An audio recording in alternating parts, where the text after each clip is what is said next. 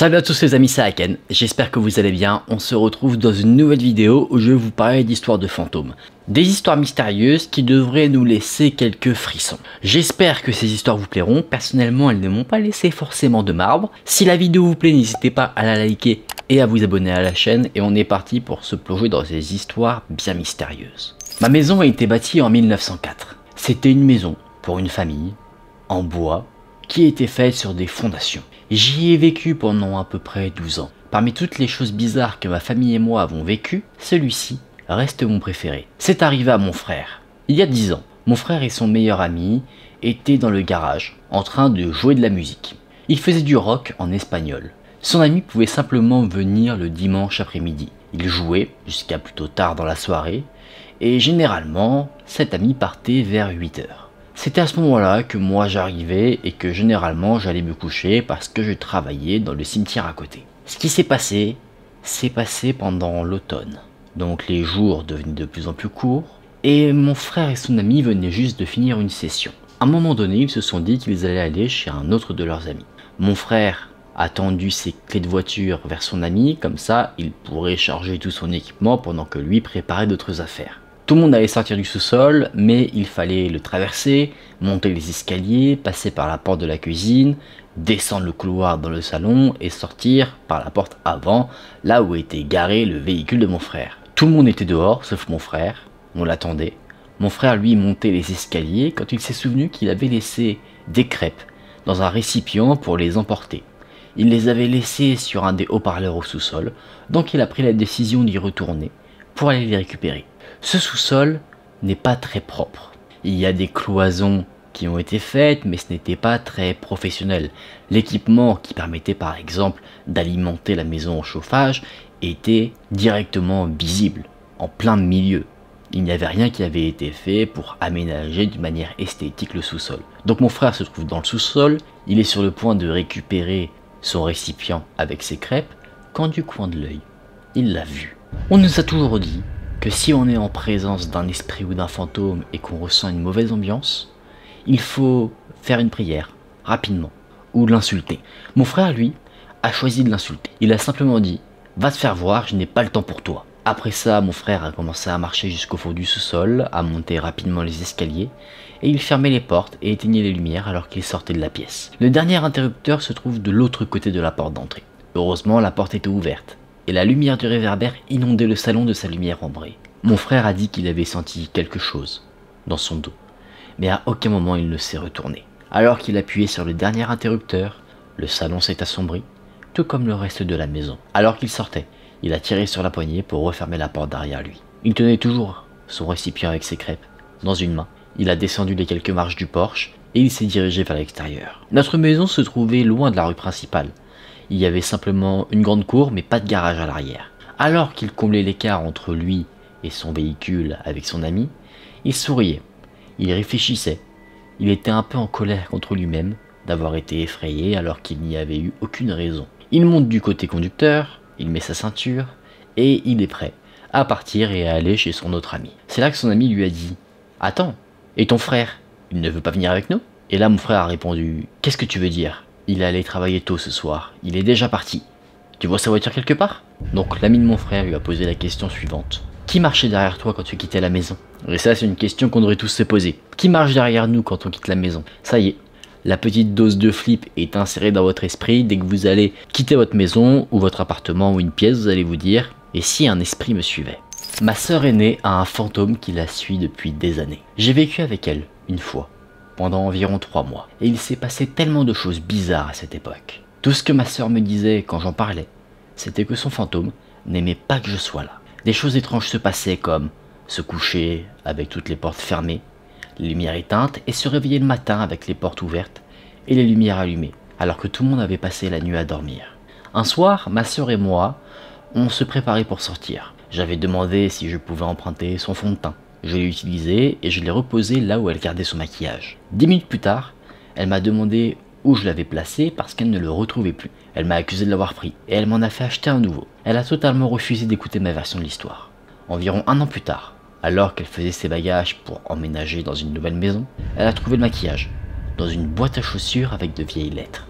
Cette fameuse boîte à chaussures était dans une valise fermée qui se trouvait sous son lit. Mais la chose qui m'a probablement fait le plus peur alors que je vivais avec elle, c'est quand un après-midi j'étais seul dans sa maison. Ce qui normalement n'arrive jamais, car il y avait 4 autres personnes qui y vivaient, ma sœur incluse. J'étais rentré du travail et je me dirigeais directement vers la salle de bain. Toutes les portes et les fenêtres étaient fermées, j'étais debout dans la salle de bain et j'ai commencé à regarder certains boutons sur mon visage. Quand une voix féminine dans le couloir a dit « Arrête de toucher à tes boutons ». C'était assez fort et ça sonnait assez réel.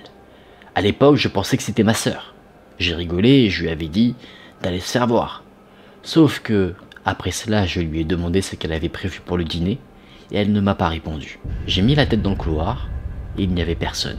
J'ai fait le tour de la maison, de fond en comble, et il n'y avait personne. Comprenant que j'étais en fait totalement seul dans cette maison, je me suis assise sur le porche jusqu'à ce que quelqu'un d'autre rentre parce que je ne voulais pas rester une seconde de plus toute seule dans cet endroit. Ouais, ça c'est chaud. En plus, ce qui est assez incroyable dans cette histoire, c'est que tu te dis que la sœur, elle sait qu'elle a un fantôme qui rôde autour d'elle, que c'est quelque chose qui ne l'effraie pas, et elle a l'air de s'y être totalement habituée. Ça, c'est assez fou. Et je crois avoir déjà entendu plusieurs histoires, enfin lu plusieurs histoires que j'ai pas forcément partagées, de personnes qui sont persuadées d'avoir un fantôme qui rôde autour d'eux. Pas un fantôme qui va vouloir leur faire du mal ou quoi, mais juste qui va être attaché à eux et ça leur pose pas forcément de problème. Après, peut-être que là, je vais rentrer vraiment dans la théorie pure et dure, que si un fantôme ou un esprit est attaché à nous, c'est peut-être un fantôme d'un proche qui veut en quelque sorte nous protéger. Je sais pas. Je sais pas du tout. C'est le mystère de cette histoire. Je vous ai dit qu'on allait avoir des histoires avec du mystère, on est servi.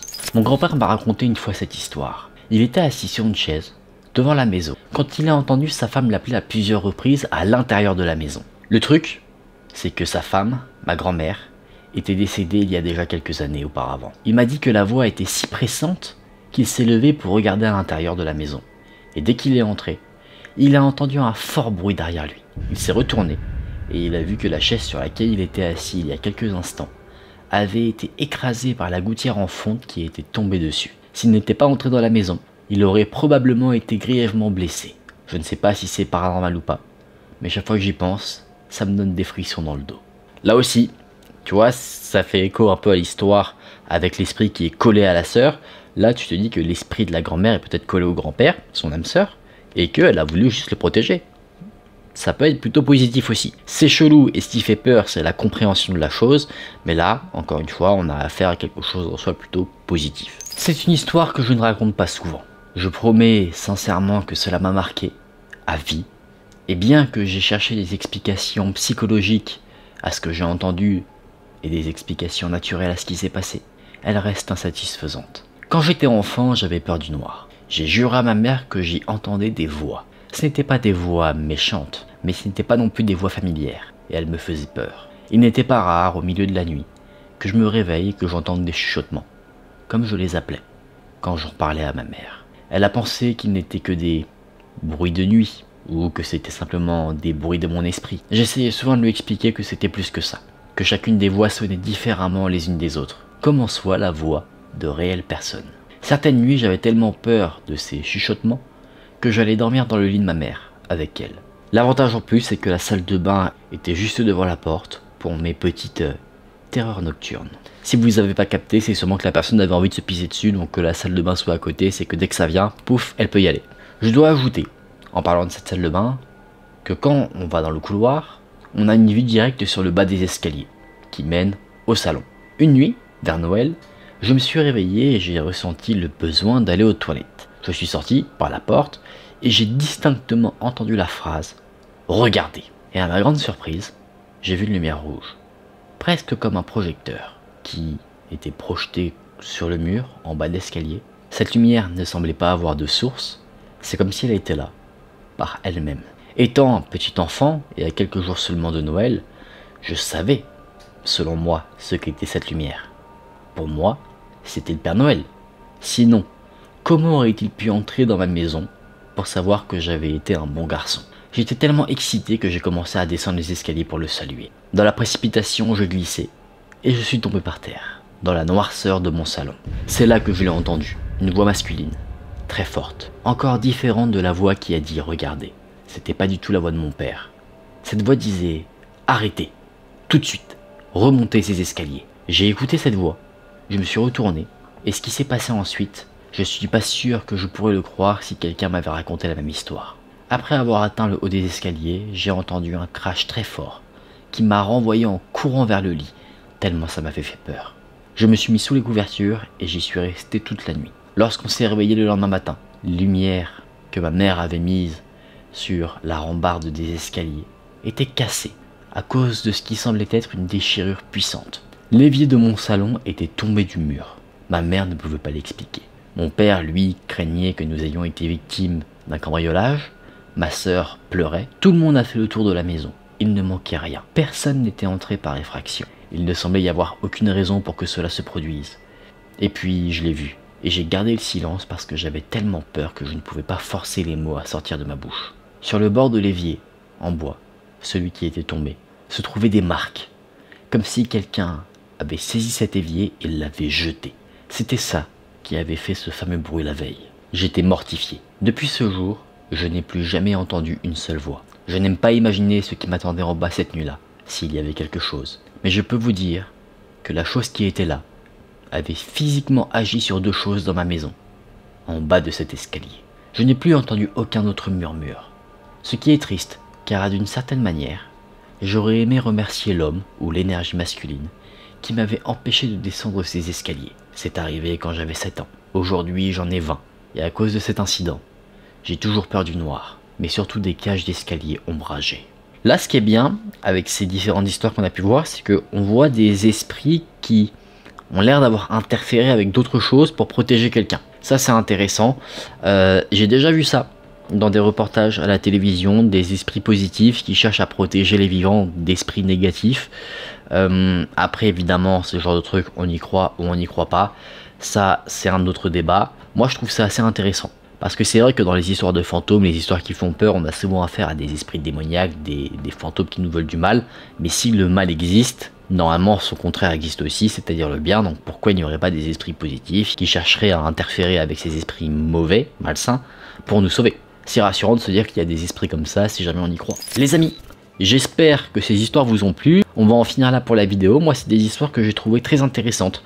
Malheureusement, j'ai pas trouvé de preuves, de sources qui indiquaient si ces histoires étaient vraies ou pas. À la manière dont elles étaient racontées et vu le peu de détails qu'on peut avoir, j'aurais plutôt tendance à penser que ce sont des histoires vraies, parce que généralement sur une fiction on aurait des détails du style ouais en fait c'était un fantôme, je l'ai vu à un moment donné, il était tout poilu, etc., etc. On aurait des trucs un peu plus tangibles et physiques, je pense, alors que quand c'est des histoires réelles on a plus souvent ce truc inexpliqué.